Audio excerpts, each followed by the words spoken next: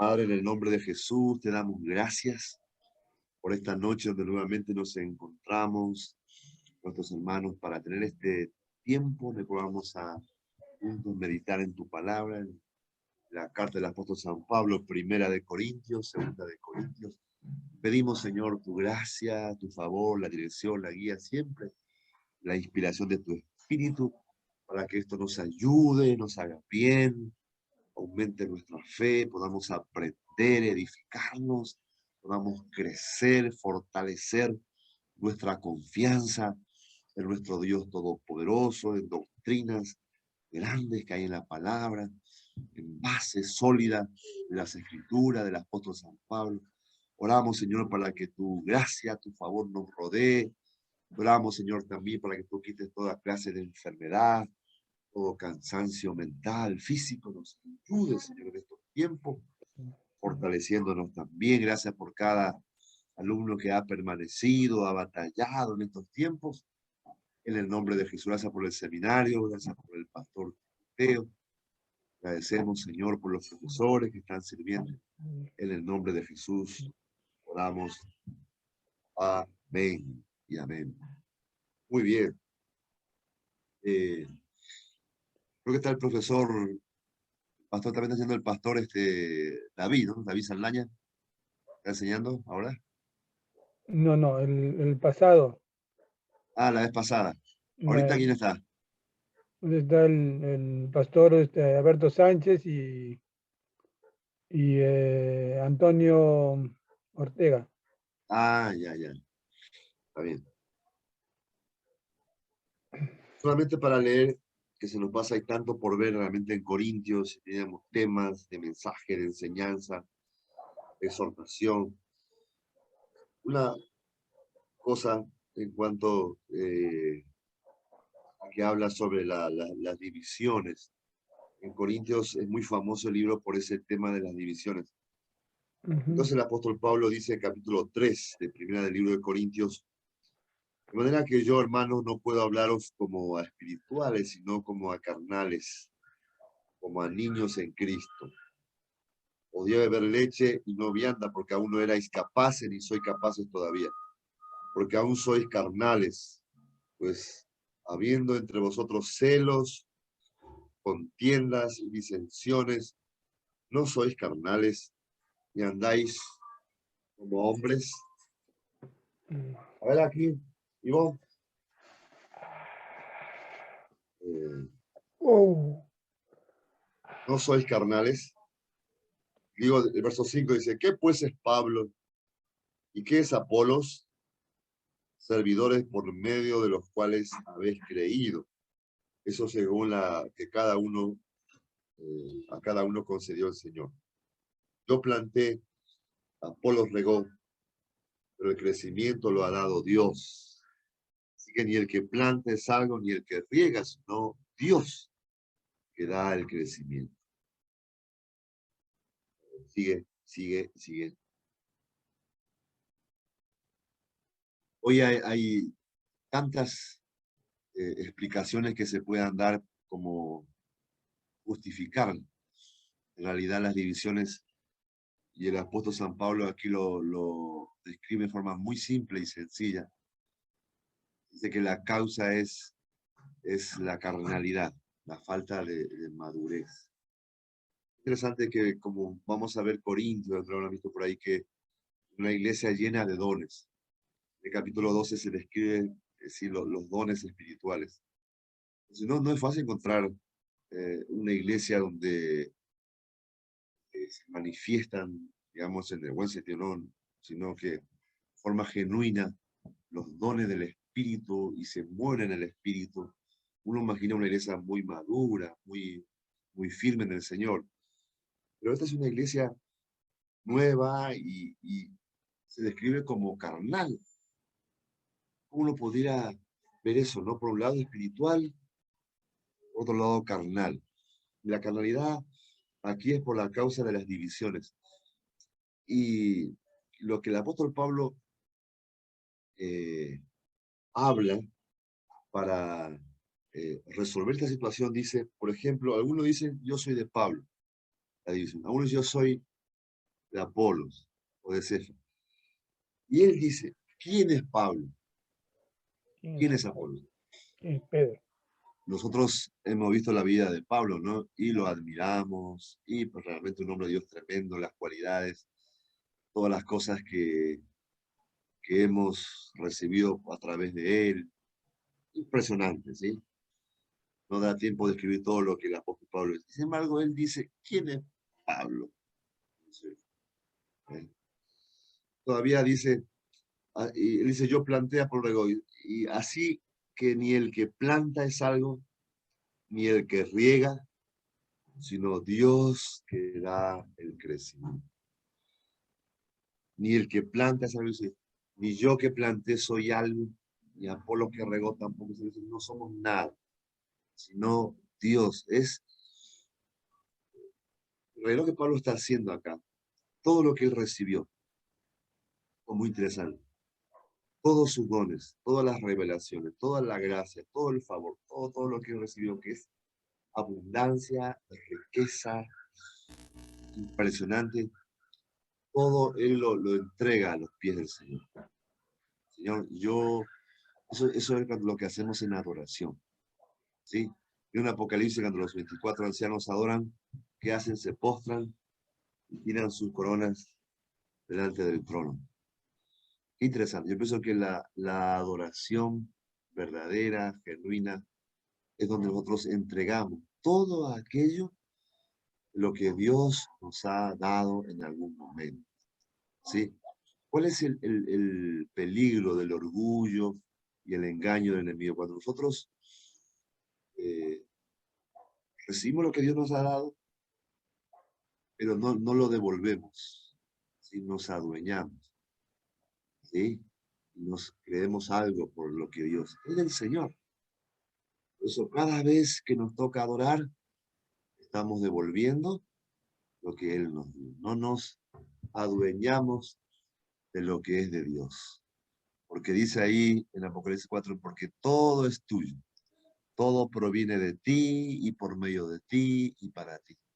Y te lo devolvemos, te lo entregamos en la adoración. ¿Sí? Que tiene una iglesia grande, que hace adoración, lo devuelve.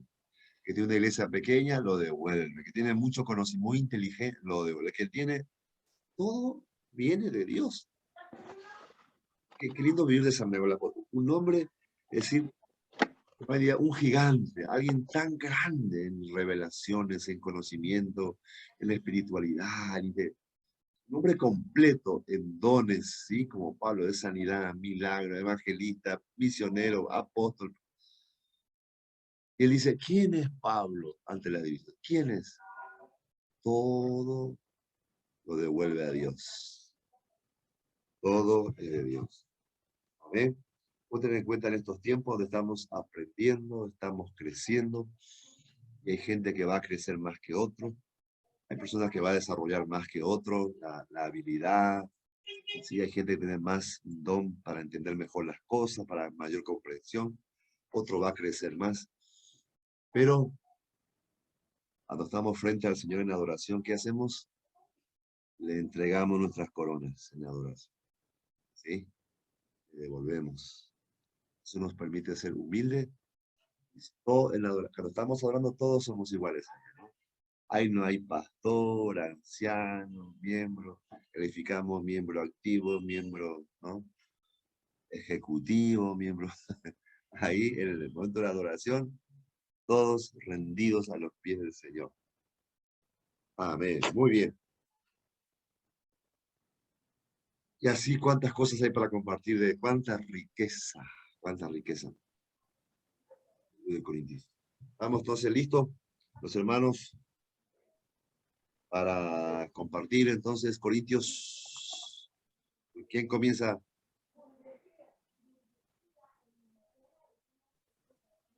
Leoncio, creo que no.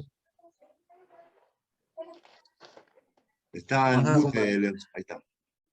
Ya voy a compartir pantalla para que empiece nuestro amigo, a ver, Cabello. Bebito.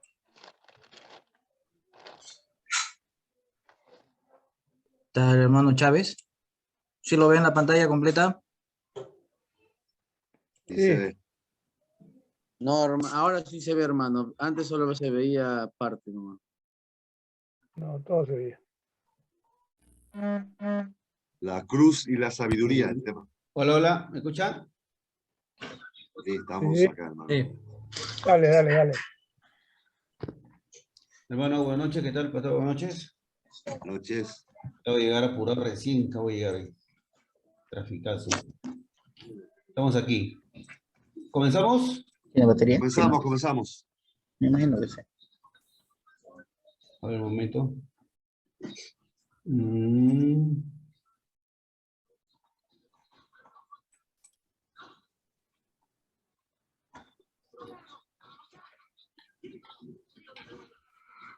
Un ratito, un ratito, un ratito, un ratito, un ratito. Henry, pasa mi cargador. Ya, ok. Pastor, buenas noches, ¿qué tal, hermano, con todos? Hoy Buenas noches. vamos a hablar del tema del 1 Corintios. Lo que realmente, ¿qué es lo que nos quiere decir? Bueno, en este capítulo, ¿no? Son varios capítulos que 1 Corintios tiene, pero este capítulo hemos escogido tres capítulos, ¿cierto? Que es tema la cruz y la sabiduría. ¿Por qué vamos a leer pasaje bíblico? Dice, ¿por qué el mensaje de la cruz es locura para lo que se pierde? Pero para lo que nos salvaremos es fuerza de Dios. Como está escrito, acabaré con la sabiduría de los sabios y confundiré la inteligencia de los inteligentes. Donde hay un sabio, donde un letrado, donde un investigador de este mundo, ¿acaso no ha demostrado a Dios, que la sabiduría del mundo es una locura? Como el mundo con su sabiduría no reconoció a Dios en las obras que manifiestan su sabiduría, dispuso Dios salvar a los creyentes por la locura de la cruz. En este pasaje nos hace ver el tema que es la cruz y tanto la sabiduría. Lo importante de la carta donde Pablo, quien antes nos ha dicho que su misión principal es evangelizar, y nos va a comunicar en qué consiste su evangelio, el mensaje que anuncia como embajador de Cristo. Su mensaje es la cruz, su mensaje es la cruz de Jesús. Pablo nos acerca al ministerio de Cristo crucificado. Es un escándalo, ¿no? Pero dice que para los judíos, ¿qué esperan? Un Cristo triunfador. Es una locura, añade. Para los griegos que buscan y se apoyan en la razón y la sabiduría, el misterio de la cruz, dice, el misterio de la cruz. Vaya, no sé, parece que mal. Anda, también tomando con sopa, apúrate. Carlos, paga tu audio, por favor. Disculpe. El misterio de la cruz solo puede expresarse ante los ojos de la sabiduría y razón humanas como locuras y debilidad de Dios. Y precisamente por eso es fuerza y sabiduría de Dios. Para los creyentes, Pablo ciertamente no es un fanático antiintelectual que desprecia la razón, la ciencia o el progreso. A lo que el apóstol se opone decididamente es a todo proyecto humano de la índole que sea, incluso religiosa, que dejando de lado al Dios que se revela en la cruz de Jesús. Termina siempre por construir una sociedad basada en la injusticia, la discriminación, la opresión y la violencia. Es para esta paradoja, la fuerza de la debilidad de Dios se prolonga y manifiesta en la comunidad de Corinto, compuesta de gente socialmente sin importancia. En Santiago 2.5, en Mateo 11.25, ahí habla un poquito referente a este tema. Y es interesante resaltar la insistencia de Pablo en poner de relieve en este versículo 26-29, ¿no? Que está escrito ahí en 1 Corintios del 1 al capítulo 1. Por una parte, la iniciativa de la elección de Dios, repitiendo 4 veces el término elegir o llamar, dice. Y por otra, la condición social del destinatario de su elección, los locos del mundo, los débiles y los plebeyos, y los despreciados, los que nada son.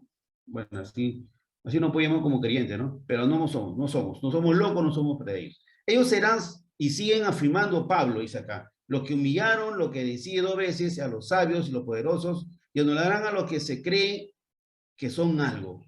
Esa iniciativa de salvación de Dios, absolutamente sorprendente, se hace realidad en Jesús, que comunica a los suyos.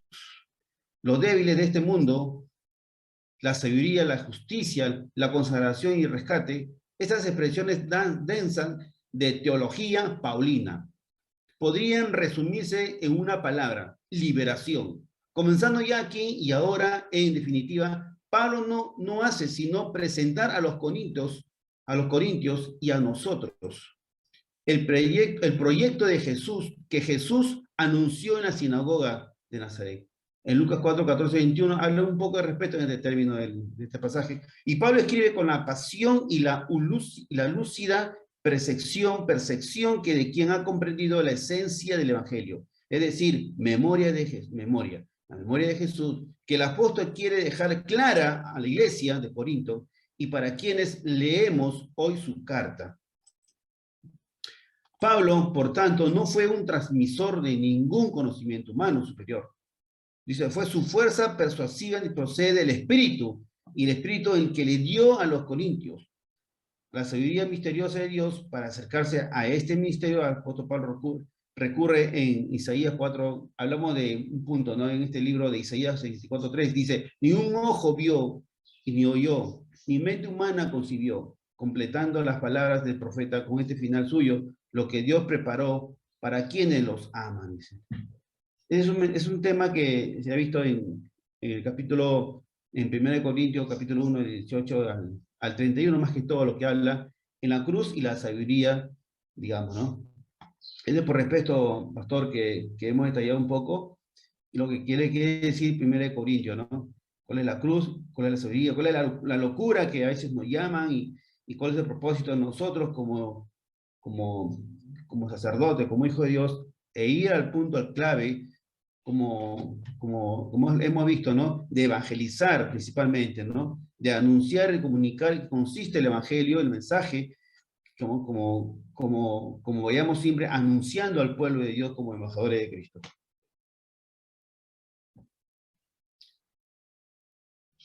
Amén. Bien, bien, hermano César Chávez. Bien, muy bien. Entonces él tocó el tema de la cruz, un tema interesante. Ahí le recomiendo un libro, el mismo que recomendé la vez pasada, de John Stott.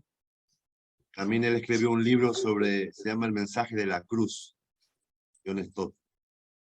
Es un libro también muy bueno, muy interesante. Bien. Ahora el amor ágape. ¿Quién continúa? Hermano Cabello. Amén. Tengan muy buenas noches, pastor. Buenas noches, seminaristas, colegas. Les saludo en el bendito nombre de nuestro Señor Jesucristo. Bueno, me tocó o elegí este tema porque me gusta mucho hablar del amor de Dios y el amor sobre todo de nuestro Señor Jesucristo. Siempre cuando comparto la palabra, siempre cuando en mis prédicas, siempre tiene que estar el amor de Jesús en mi mensaje, en mi prédica. Y por eso vi por conveniente tocar este tema, ya que Pablo, un perseguidor de Cristo, un perseguidor de cristianos, un hombre que mandó a asesinar a Esteban, un hombre que perseguía, a veces los hostigaba, y vemos aquí hablando a los corintios de amor, ¿no? Es algo increíble que solo Dios hace con hombres difíciles a veces para el ser humano, pero para Dios nada imposible. El amor ágape. Vamos a hablar de la supremacía del amor. Sobre todas las cosas, el amor tiene que ser superior a todos los dones. Eso nos da que entender Pablo. Comienza el capítulo 13 de 1 Corintios. Comienza diciendo, si yo hablase lenguas humanas y angélicas y no tengo amor, vengo a ser como metal que resuena o címbalo que retiñe. Y si tuviese profecía y entendiese todos los misterios y toda ciencia, y si tuviese toda la fe de tal manera que trasladase los montes y no tengo amor, nada soy. Los corintios estaban enamorados con los dones espirituales, particularmente con el don de la lengua. Pero Pablo les recuerda que incluso el don de la lengua no tiene sentido si no hay amor. Sin amor, una persona puede hablar con el don de lenguas, pero es tan insignificante como un metal que resuena o címbalo que retiñe. No es nada más que un sonido vacío, que un alboroto, nada más, si no hay amor. La gente sin Dios es siempre bulliciosa, ruidosa. Aquel que no tiene el amor de Dios y del hombre llenando su corazón es como un camión vacío. Yendo violentamente colina abajo, hace un gran ruido porque no hay nada dentro. Es como un camión hermoso por afuera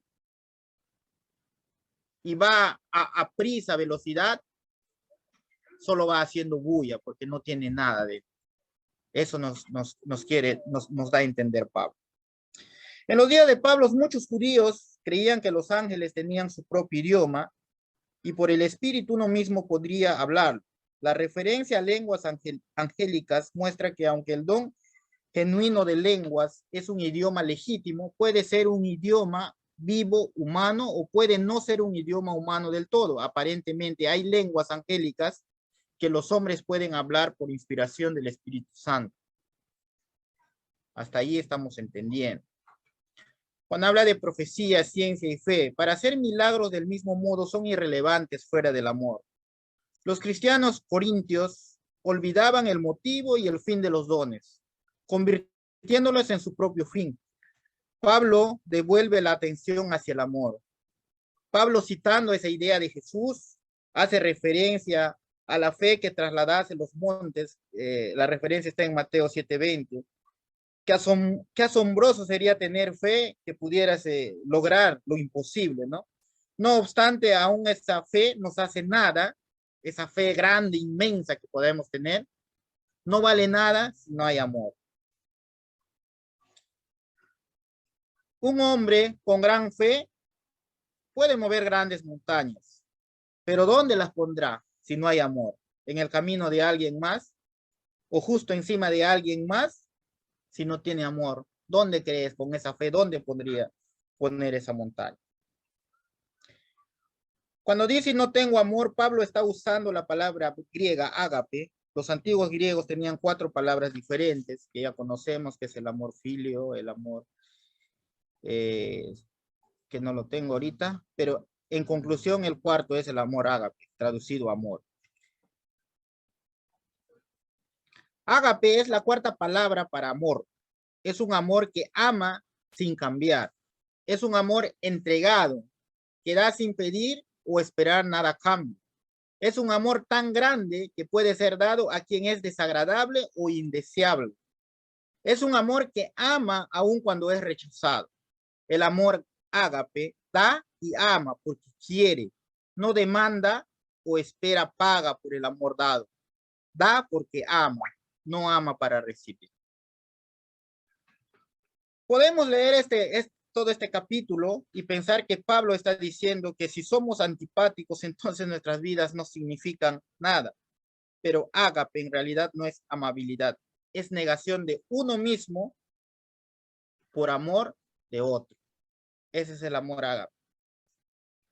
Las renuncias más dramáticas cuando habla de uno mismo son del mismo modo infructuosos sin amor. Cuando dice, si repartiese todos mis bienes para dar de comer a los pobres, y si entregase mi cuerpo para ser quemado, y no tengo amor, de nada me sirve.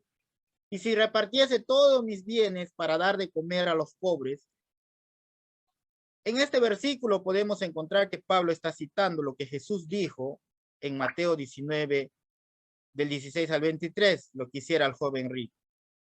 Pero este joven recordamos que se rehusó, ¿no? Pero incluso si el joven rico hubiera hecho lo que Jesús le dijo, y si no tenía amor, de nada hubiera servido, ¿no? Repartir todos sus bienes. Muchos cristianos creen que en la vida cristiana todo se trata de sacrificio. Sacrificar a veces su dinero, a veces estar en el templo metidos, poniendo de repente de pretexto, ¿no? Al Señor Jesucristo. El sacrificio es importante. El sacrificio en la iglesia es importante, pero sin amor es inútil. De nada nos sirve. De repente de nada nos sirve estar en la iglesia y de repente estar hablando del pastor, hablando del ministerio de damas, hablando del ministerio de jóvenes. Si no tenemos ese amor ágape, solo vamos a servir de repente para traernos abajo ministerios. Cada cosa descrita en Primera de Corintios es algo bueno. Las lenguas son buenas, la profecía y la ciencia y la fe son buenas. El sacrificio es bueno, pero el amor es tan valioso y tan importante que fuera de él, cualquier otra cosa es buena, es inútil. En ocasiones cometemos el gran error de dejar ir lo que es mejor por algo más que es bueno, pero no lo mejor. Se refiere al amor. La descripción del amor. Para que los corintios no le digan al apóstol de qué trata su discurso del amor, ¿cómo sabremos si lo tenemos? Aquí el apóstol da 13 notas de una persona caritativa. Dos cosas importantes, que el amor es sufrido y el amor es benigno. El amor es sufrido.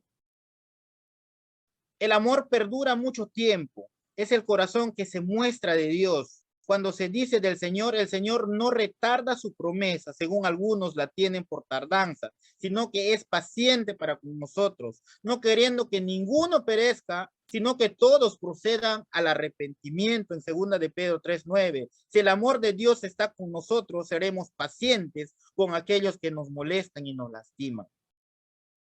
El amor es benigno. Cuando tenemos y mostramos el amor de Dios, se verá en actos simples de bondad. Una medida maravillosa de bondad es ver cómo nos reciben los niños. Los niños no recibirán ni responderán a gente desagradable. Ese es el amor de los niños, ¿no?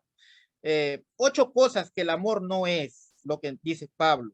El amor no es envidioso, no es orgulloso, no es arrogante, no es rudo, no es exclusivista, no es susceptible, no es celoso, no se contenta con el mal. El amor no tiene envidia, el amor no es jactancioso, no se envanece, no hace nada indebido, no busca lo suyo, no se irrita, no guarda rencor, no se goza de la injusticia, más se goza de la verdad. Cuando dice el amor no tiene envidia, la envidia es uno de los pecados menos productivos y más dañinos de todos.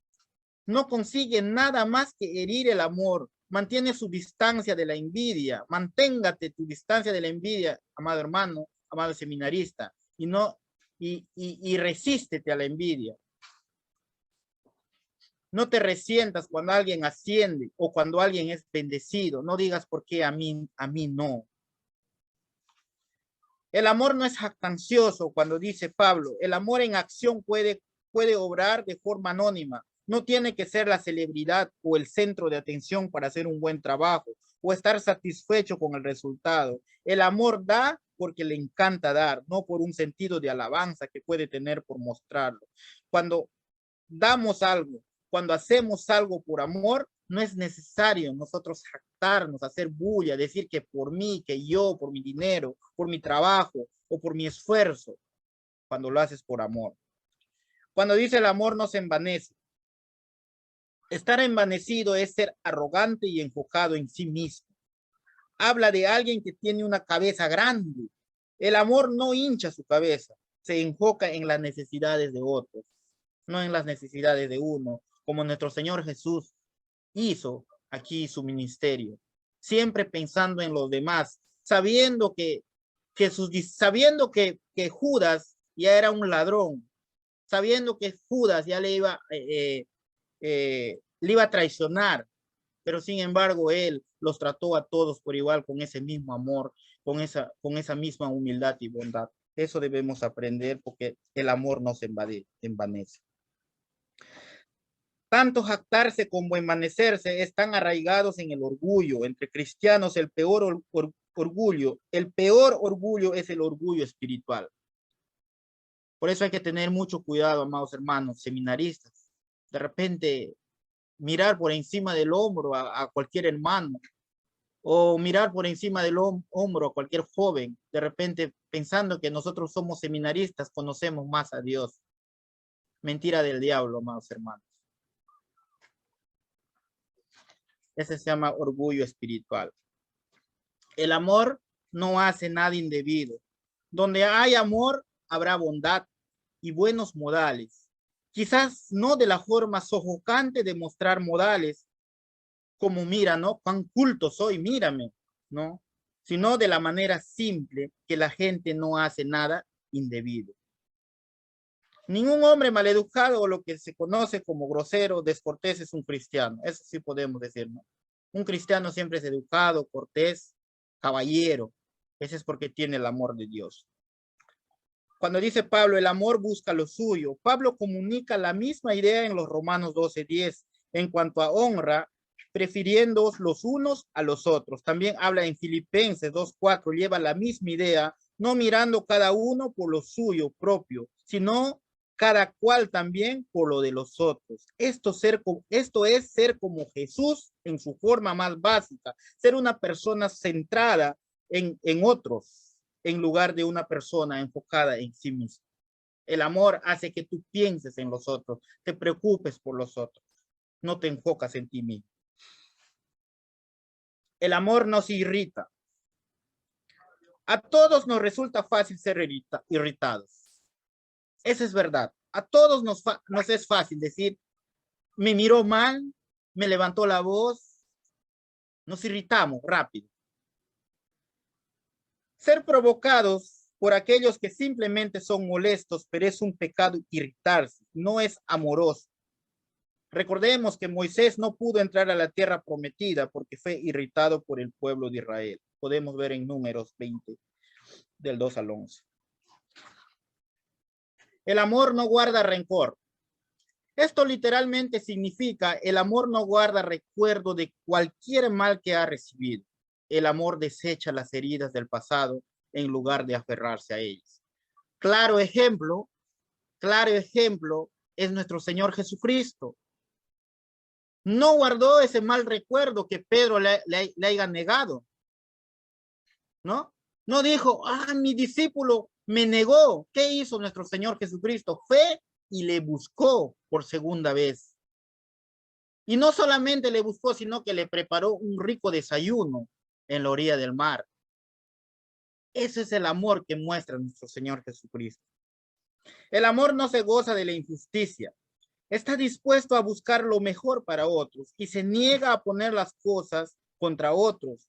En vez de ello, el amor se goza de la verdad. El amor siempre puede soportar con y en la verdad, porque el amor es puro, bueno, como la verdad. 4 cosas más que el amor. Es fuerte, creyente, optimista y duradero. Virtudes acompañados del amor. Todo lo sufre, todo lo cree, todo lo espera y todo lo soporta.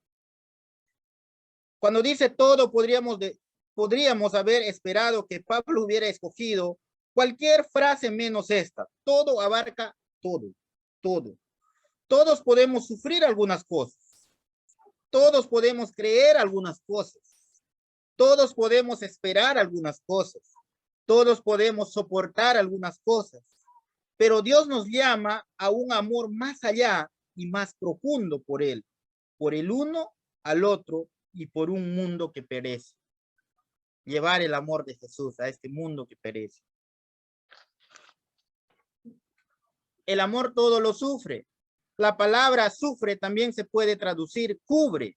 De cualquier forma, Pablo trae una verdad importante junto con 1 de Pedro 4:8.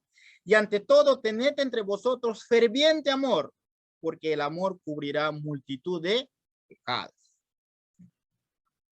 El amor todo lo cree. Nosotros nunca creemos en una mentira, o sí creemos en una mentira. Pero nosotros nunca pensamos mal, a menos que los hechos lo demandan. Nosotros no escogemos creer lo mejor de otros. Nosotros siempre queremos escuchar la verdad de otros. A nadie nos va a querer que nos mientan, ¿no? A nadie nos gusta que nos mientan, pero a veces sí nos gusta mentir. ¿No? A ver, algún hermano no va a decir, sí, a mí me gusta que me mientan, ¿no? Siempre nosotros queremos saber la verdad. Y a veces por querer saber esa verdad es donde nace la palabra chisme. El teléfono malogrado. El amor todo lo cree. El amor todo lo espera. Cuando dice el amor todo lo espera, el amor tiene una confianza en el futuro, no un pesimismo. Cuando duele, no dice será de este modo siempre e incluso peor. Espera lo mejor y siempre vamos a esperar en Dios cuando tenemos el amor ágape. El amor todo lo soporta. La mayoría de nosotros podemos sufrirlo todo y creerlo todo y esperarlo todo, pero solo por un tiempo. La grandeza del amor ágape es que continúa soportando y creyendo y esperando. No se rinde, destruye a los enemigos convirtiéndolos en amigos. Ese es el amor de Dios. Todo lo sufre, deja que el daño sea infringido. Los perdonaremos y no sean irritados. Aún 70 veces 7 sufriremos en silencio. Si esto no es suficiente, peleamos con el mal con fe, porque el amor todo lo cree. Volteamos a Dios y sus promesas y la creemos. Si esto no es suficiente, venceremos una tercera vez con esperanza, porque el amor todo lo espera. Descansamos en la espera de que la mansedumbre ganará y que la longanimidad quitará la malicia, pues porque buscamos la victoria final de todo lo que es verdad y misericordioso. Finalmente terminamos la batalla con perseverancia, porque el amor todo lo soporta. Permanecemos fieles a nuestras decisiones de amar. No seremos irritados a la falta de bondad. No seremos corrompidos del afecto generoso y perdonador de todo. Y por tanto ganamos la batalla por medio de firmeza sin oposición. Hermanos, y el amor conquista en los 4 lados. Qué valiente modo de batalla es este. No es el amor de un hombre en la guerra, no es invencible. La mejor forma de entender cada uno de estos versos en la vida de Jesús, verlos en la vida de Jesús, podríamos reemplazar la palabra amor con el nombre de Jesús y la descripción tendría sentido perfectamente. Podemos fácilmente decir, Jesús es sufrido, Jesús es benigno, Jesús no tiene envidia, y hacerlo a través del capítulo completo de 13. Podemos poner nuestro nombre, ¿no? Por ejemplo, Carlos Enrique es sufrido, es benigno, o Leoncio es benigno, es sufrido, poner sus nombres. Ese es el amor, y ese amor debemos mostrar nosotros. La permanencia del amor. El amor vivirá más que todos los dones. El amor nunca deja de ser. Pero las profecías se acabarán y cesarán. Las lenguas y la ciencia acabará, porque en parte conocemos y en parte profetizamos. Mas cuando venga lo perfecto, entonces lo que es parte se acabará. El amor nunca deja de ser. Pablo está señalando la atención excesiva que los cristianos corintios tenían sobre los dones del Espíritu Santo. Él muestra que deberían enfatizar más en el amor que en los dones, porque los dones son contenedores temporales de la obra de Dios. El amor es la obra misma de Dios, porque Dios es amor. Por lo tanto, los dones del Espíritu Santo son adecuados para el tiempo presente, pero no son permanentes. Son dones imperfectos para un tiempo imperfecto. Lo perfecto, Pablo dice, más cuando venga lo perfecto, entonces los dones serán descontinuados. Pero ¿qué es lo perfecto? Aunque algunos que creen que los dones milagros cesaron con los apóstoles, dicen que se refiere al cumplimiento del Nuevo Testamento, están equivocados. Virtualmente todos los comentaristas están de acuerdo en lo perfecto. Es cuando estemos en la presencia eterna del único perfecto, que es nuestro Señor Jesucristo, cuando estemos con el Señor por siempre, ya sea por el regreso de Cristo o la graduación en lo eterno. Ilustraciones de la naturaleza temporal de los dones y la permanencia del amor.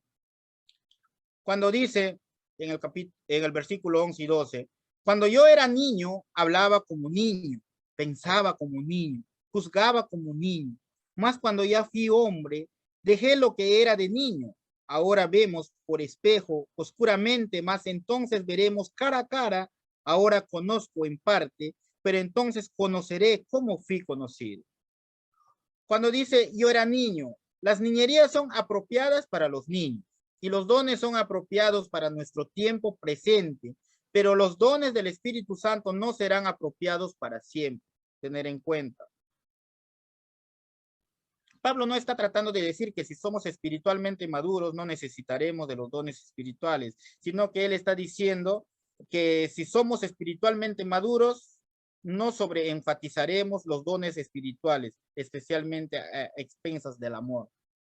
Si somos cristianos verdaderos, primero vamos a primar el amor. Eso quiere decir Pablo. Cuando dice ahora vemos por espejo oscuramente, mas entonces veremos cara a cara. Cuando podamos ver completamente a Jesús, no como una imagen reflejada muy mal, no como Hollywood nos presenta a Jesucristo, no como las imágenes que nos presentan de Jesucristo. La necesidad de los dones se habrá desvanecido y entonces los dones pasarán. Los dones del Espíritu Santo serán opacados por la presencia inmediata de Jesús. Cuando el sol sale, apagamos las luces más débiles, ¿verdad? No necesita el foco del alumbrado público cuando el sol sale, opaca todo. Y así va a ser cuando nuestro Señor Jesucristo le vemos cara a cara. Cara a cara. Pablo está usando este término para describir una comunión completa y sin obstáculos con Dios. Primera de Juan 3:2 nos dice que cuando lleguemos al cielo le veremos tal como Él es. No habrá más barreras para nuestra relación con Dios.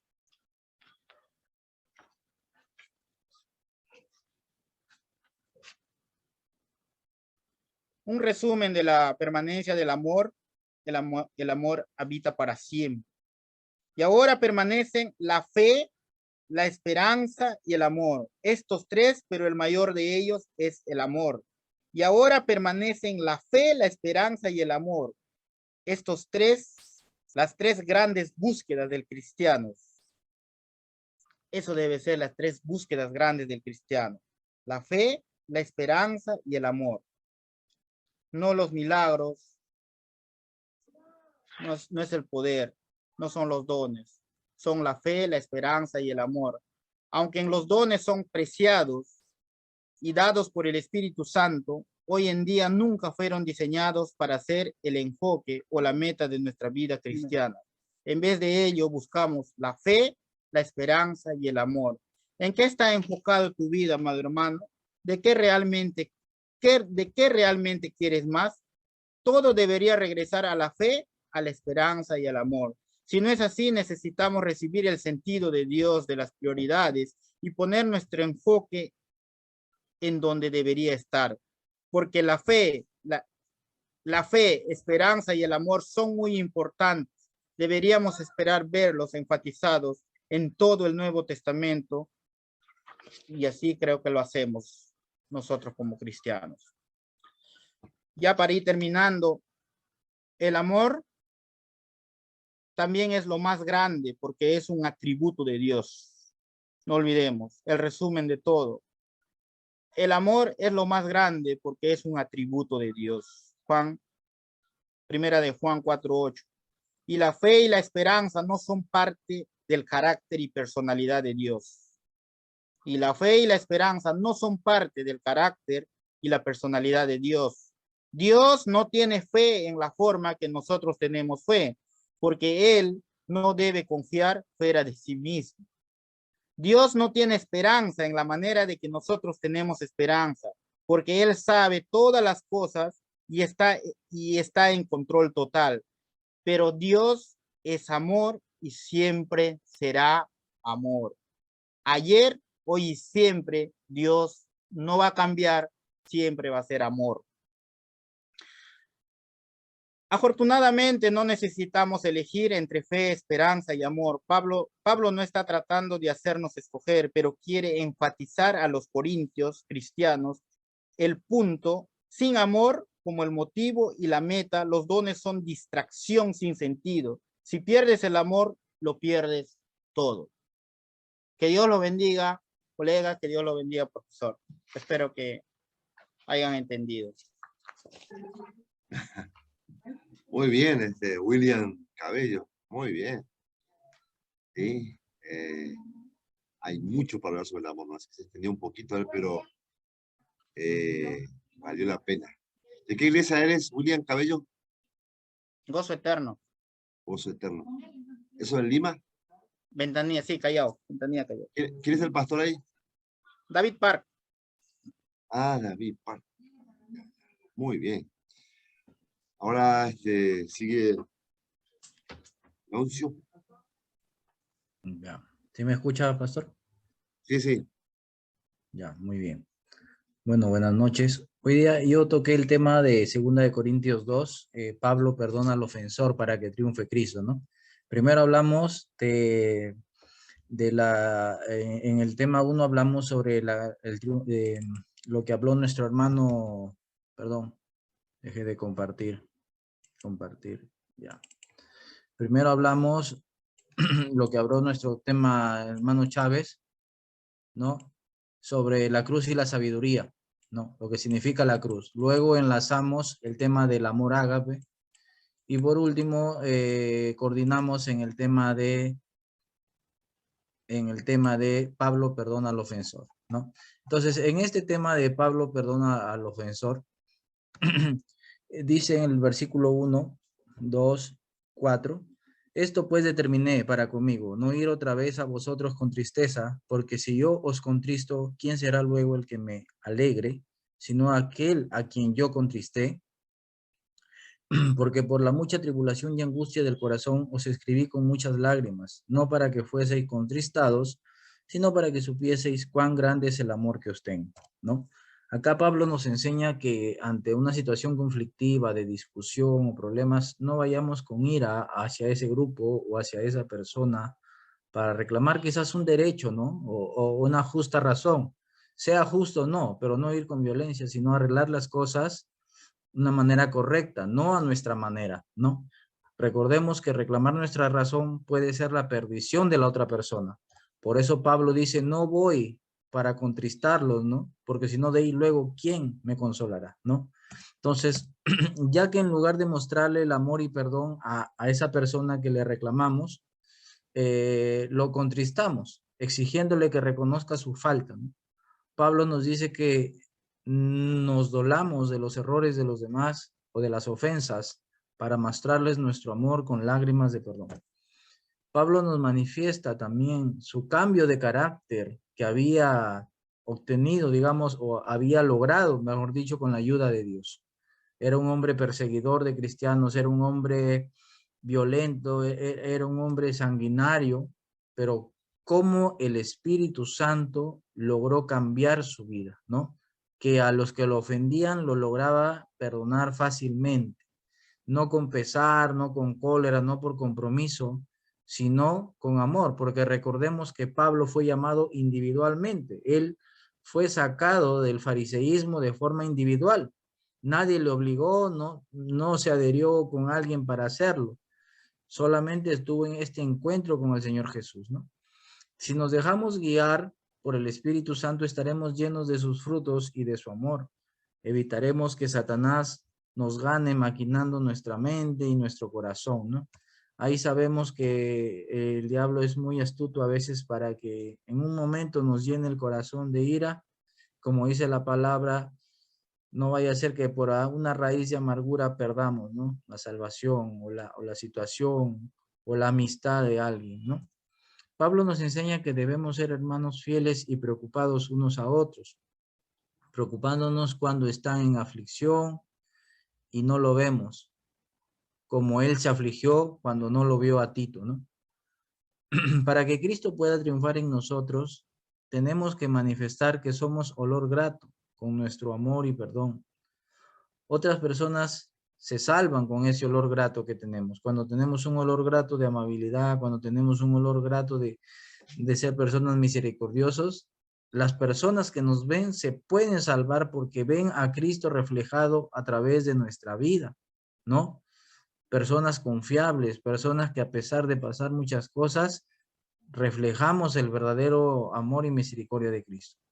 No debemos ser olor de muerte que trascienda odio, envidias y venganzas, matando la empatía y la misericordia hacia los demás.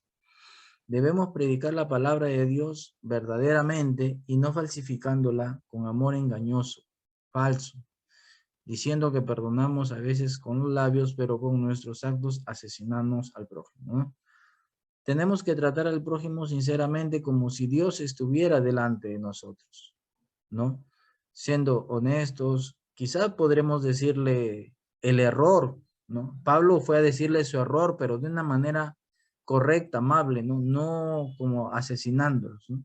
Y así tenemos que hacer, quizás ver el error nosotros, sobre todo si estamos predicando, tenemos que tener mucho cuidado cuando vamos a exhortar al pueblo, ¿no? No podemos asesinarlos. Y eso quizás en una etapa de inmadurez todos les hemos pasado, todos. Nadie puede decir yo no pasé eso, ¿no? Pero nosotros ya que estamos en liderazgo o encargados de obra, tenemos que pedir mucha ayuda del Espíritu Santo como lo pidió Pablo, sobre todo cuando se tratan prédicas de exhortación o prédicas edificativas, tengan un sentido, como decía el hermano Cabellos, reflejar el amor de Jesús en toda prédica, porque ese es el fin, la llamada de atención con la palabra de Dios, pero reflejándoles que Jesús nos manda de que nos portemos de una manera correcta, ¿no? Mirando a Cristo en el prójimo y recordando sus palabras, Padre, perdónalos porque no saben lo que hacen.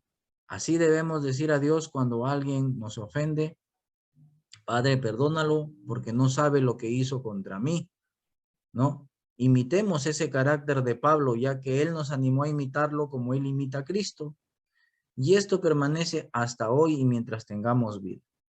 El punto es que si realmente estamos preparados para esta palabra, perdónalos porque no saben lo que hacen. Y tenemos que reconocer todos que nuestra carnalidad, nuestra humanidad a veces nos jala al orgullo, como decían mis compañeros anteriormente, al orgullo espiritual, ¿no?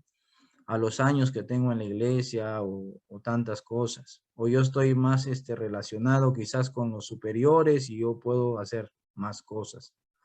Tenemos que pensar, no se puede consentir que el pueblo haga lo que quiere, pero tenemos que actuar sabiduría, ¿no? Con sabiduría. Amén. Muchas gracias. Dios lo bendiga. Y nuestro lema central, nuestro versículo central fue en la que los tres coincidimos y ahora permanecen la fe, la esperanza y el amor. Estos tres, pero el mayor de ellos es el amor. Amar es fácil nombrar esta palabra, ¿no? Perdonar es fácil también. Aplicar amor lo podemos hacer, también es fácil, pero perdonar es algo que quizás muchos no estamos capacitados para hacerlo a la estatura que la Biblia nos manda y nos exige. Por eso tenemos que orar siempre, porque es muy difícil por nuestra voluntad. La fe, podemos tener fe para predicar, podemos tener esperanza de llenar iglesias, pero no podemos tener a veces el amor necesario para perdonar. Esta palabra, Padre, perdónalos porque no saben lo que hacen, es la que nosotros tiene que retornar todos los días a veces cuando hay una ofensa. Muchas gracias, que Dios los bendiga. Bien, muy bien, Leoncio. Bien, muy bien.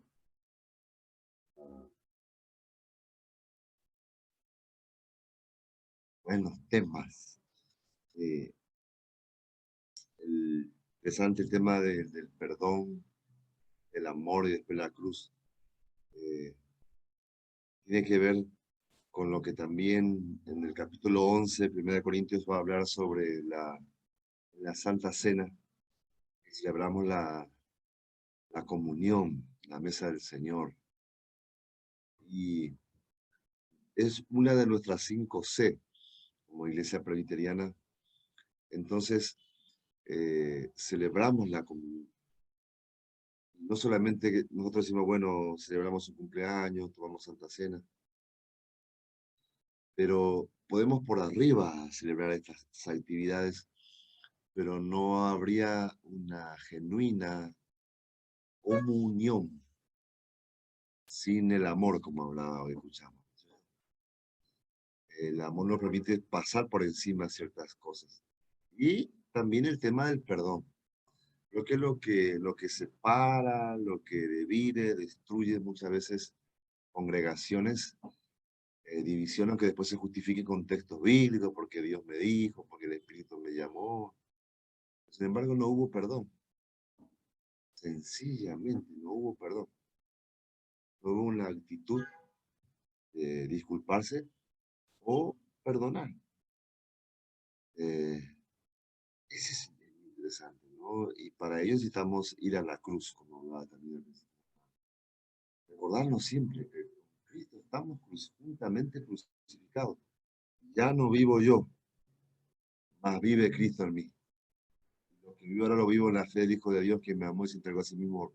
Si no vivimos de esa manera, no hay forma muchas veces de pasar por alto es un tema las ofensas. Es un tema los hermanos heridos en la congregación, en los ofendidos, familias, a veces pastores, líderes, ofendidos. ¿Sí? La falta de perdón. Creo que es imposible a veces el no ofendernos, porque somos seres humanos. ¿Quién no ofendió alguna vez, dice el Señor? Con palabras, o un acto. Pero el tema del perdón es un tema muy interesante, muy bueno, muy bueno. Bien. Pastor, y Bien, como hermano. acotación final, creo que este tema nos cayó al pelo a los tres porque también tuvimos que reflexionar en que cada uno quería hacerlo a su manera o en su, ¿no? No hay mejor práctica que la que te hace reflexionar y enmendar errores, ¿no? Entonces nos pusimos de acuerdo los tres y bueno, nos vimos un día y ayer también, porque a pesar de que los domingos para nosotros es muy recargado, ¿no? Nos dimos un tiempo como a las 9, creo, 9:30 o 10 creo que nos logramos desocupar. Y bueno, y definimos ya la segunda reunión, ya definimos todo, ¿no? Para nosotros los tres creo que ha sido también una experiencia. Y si, claro, al inicio no ha habido acuerdo, igual nos disculpamos o nos pedimos perdón. Así que fue una prédica exacta para reflexionar en ponernos de acuerdo como estudiantes y no hay excusas. Amén, muy bien, muy bien. Así que ha sido completito. Bien, bien. Porque lo han hecho por Zoom, porque están en distintos lugares, ¿no? Son de Trujillo, de Lima, Chávez también de Lima, ¿no? César, Así es, pastor. de Lima. Ahí, De Lima. Leoncio Trujillo, pues sí. Sí, qué bien, valió la pena el esfuerzo, sí. Muy bien.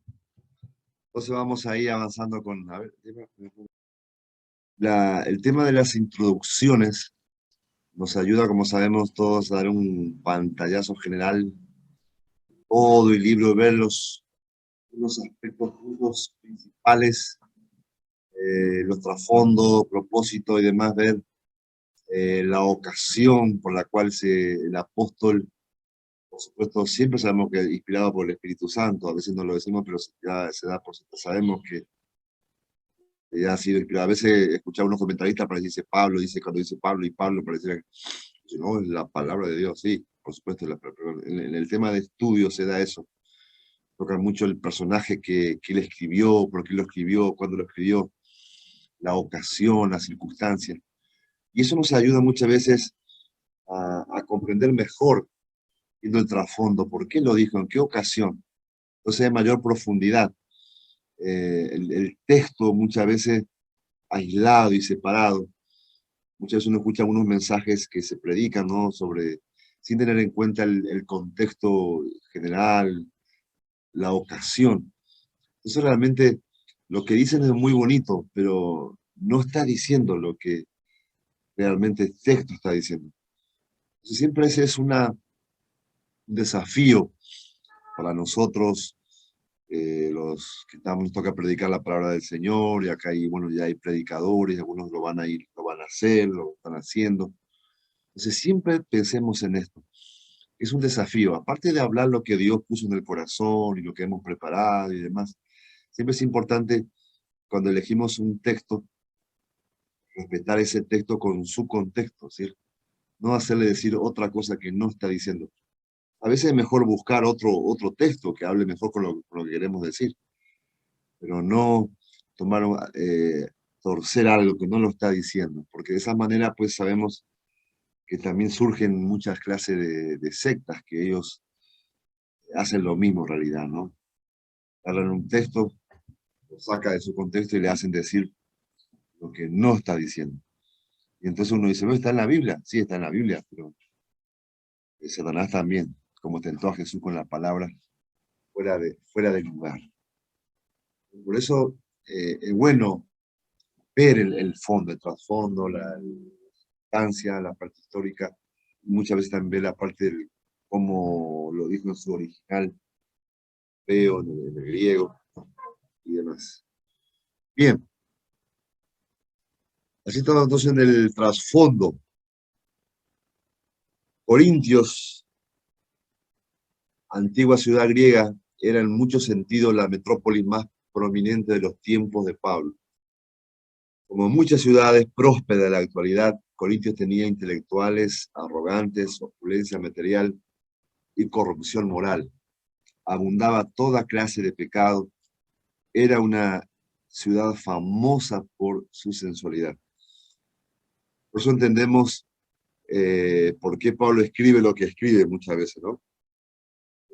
Pensando también en de Corintios, cuando habla de la sabiduría de Dios. Entonces, el apóstol resalta, dice en el capítulo 1, por ejemplo, verso 18, porque la palabra de la cruz es locura a los que se pierden, y a los que se salvan, esto es a nosotros, es poder de Dios. Pues está escrito, destruiré la sabiduría de los sabios y desecharé el entendimiento de los entendidos. ¿Dónde está el sabio? ¿Dónde está el escriba? ¿Dónde está el disputador de este siglo? ¿No ha enloquecido Dios la sabiduría del mundo? Ya que en la sabiduría de Dios el mundo no conoció a Dios mediante la sabiduría, agradó a Dios salvar a los creyentes por la locura de la predicación.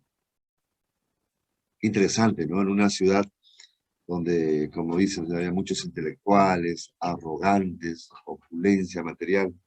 Entonces el apóstol escribe con una gracia, la inspiración del Espíritu, ¿sí? Este texto no enloquecía la sabiduría del mundo, pues ya que en la sabiduría de Dios el mundo no conoció a Dios mediante la sabiduría, agradó a Dios salvar al mundo por medio de la locura de la vida. Muchas veces las cosas que nosotros hablamos parecen locuras, pero así como suena, así como dice la palabra tal cual, y con su sencillez, ahí, es lo que la gente necesita en realidad, ¿no? No hace falta a veces tratar de armarla de una manera para impresionar al que lo está escuchando. El apóstol siempre acá resalta mucho de que él no fue a los corintios con palabras de sabiduría humana, sino que fue con el poder de Dios. Más todavía recalca, dice, capítulo 2, así que hermanos, cuando fui a vosotros para anunciaros el testimonio de Dios, no fui con excelencia de palabras o de sabiduría, que pudo haberlo hecho en realidad, porque el apóstol Pablo es un hombre muy, muy preparado, muy capacitado. Él pudo usar palabras de sabiduría, pudo impresionar a sus oyentes, pero no lo hizo, no lo hizo. No fui con excelencia de palabras, pues, esto solamente es tremendo, pues me propuse no saber entre vosotros cosa alguna, sino a Jesucristo, a este crucificado. Y estuve entre vosotros con debilidad y mucho temor y temblor. Y ni mi palabra ni mi predicación fueron con palabras persuasivas de humana, otra vez, humana sabiduría, sino con demostración de espíritu y de poder. ¿Por qué? Dice al final. Para que vuestra fe no esté fundada en la sabiduría de los hombres, sino en el poder de Dios. Es un desafío. Estamos nosotros estudiando y como estudiantes vamos a libros, comentaristas, hombres de Dios muy estudiosos, muy doctos en lo que ellos escriben. Yo recomendaba Leon Stott en lo que escribe. Muy bueno. Yo estaba leyendo, por ejemplo,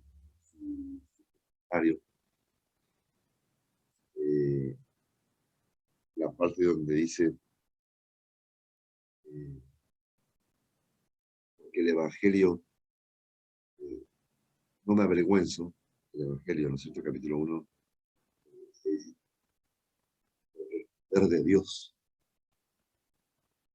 para el que cree la salvación. Entonces, muy bien todo el contexto, la parte de que no me avergüenzo, fe y para fe, muy linda la explicación que da. Yo quería un poco decir, el Evangelio dice, no es, el Evangelio es, no me avergüenzo porque es poder de Dios. Entonces, sería muy interesante escuchar sobre eso. El Evangelio como poder de Dios.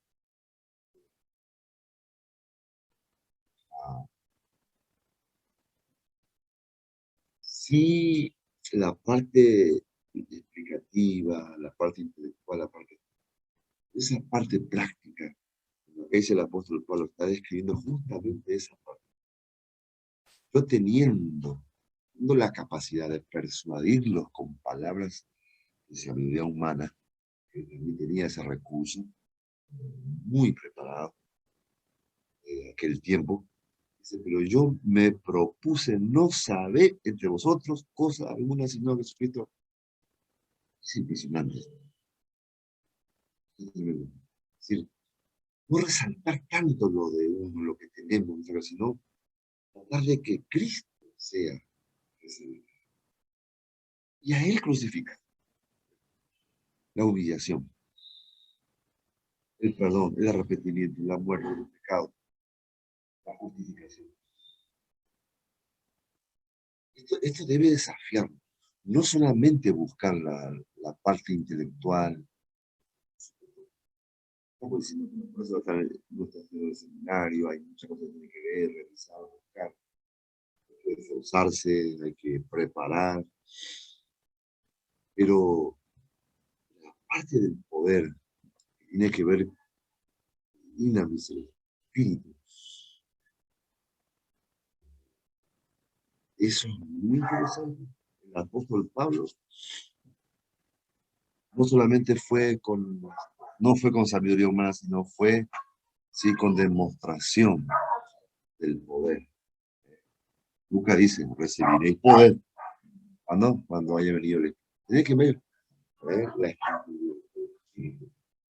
Cuando el hermano habla interesante sobre el amor, que es mayor que los dones, mayor que los dones, una parte dice, no es que estamos con esto diciendo que menospreciando los dones, pero qué tremendo serían los dones, ¿sí? Funcionando en amor. Los dones sin el amor trae división, trae caos y demás, pero el amor es algo precioso, ¿eh? Es para edificación, para fortaleza. Digamos siempre presente. Ese es un desafío para nosotros. Frente a luchas espirituales, para esa gente con dificultades. No tenemos siempre respuestas para todo. Hay que orar y recurrir a Dios, a su Espíritu. A veces orar, creo que Dios lo va a hacer. Amén. Muy bien.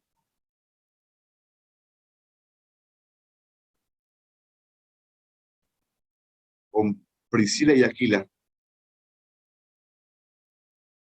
y su propio grupo apostólico, Pablo fundó la iglesia de Corintios durante su ministerio de 18 meses allí en su segundo viaje. 18. Priscila y Aquila. ¿Se acuerdan cuando vimos los Romanos? Pablo saluda en su carta a Priscila y Aquila. Dice, ¿y la iglesia que estaba dónde? Dice la iglesia. ¿Dónde estaba la iglesia? ¿Cómo era el templo donde pastoreaba Priscila y Aquila en Roma?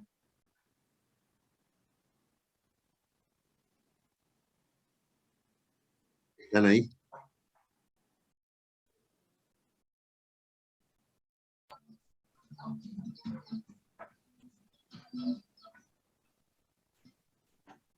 ¿Me escuchan?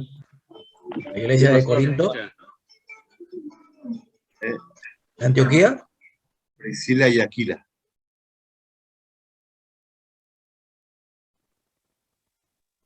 Hacían Dice, también, ¿no? ¿cómo? Tenían el mismo oficio que Pablo. Ahí, los romanos.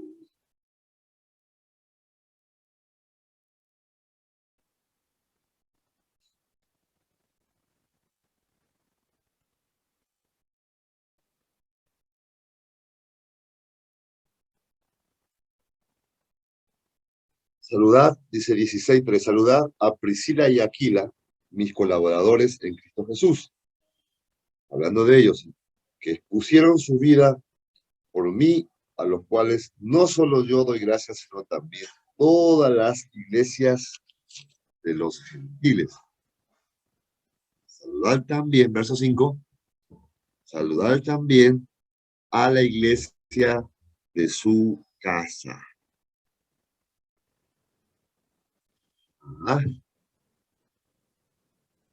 ¿Qué opinan sobre la iglesia en la casa? Creo que Pastor Villalta, de casa iglesia le llama él, ¿no? Grupo pequeño, células, altar familiar.